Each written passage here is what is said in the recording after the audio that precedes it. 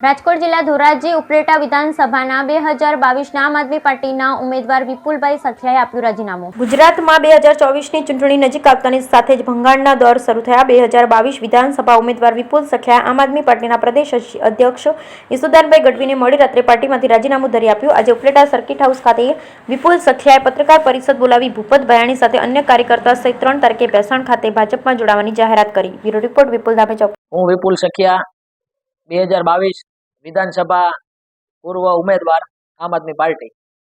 ગઈકાલે રાત્રે આમ આદમી પાર્ટીના પ્રદેશ અધ્યક્ષ ઈસુદાનભાઈને મેં મારું સ્વૈચ્છિક રાજીનામું આપ્યું છે અને આજે પત્રકાર પરિષદમાં હું પણ કહું છું તમને કે 2022માં જે પણ લોકોએ મને સાથ સહયોગ અને મારી સાથે રહ્યા છે એવા તમામ કાર્યકર્તાઓ અને ધોરાજી ઉપલેટાની જનતાનો ખૂબ ખૂબ આભાર માનું છું કે મને 30,000ની નજીક જેટલા મતો આપ્યા હતા।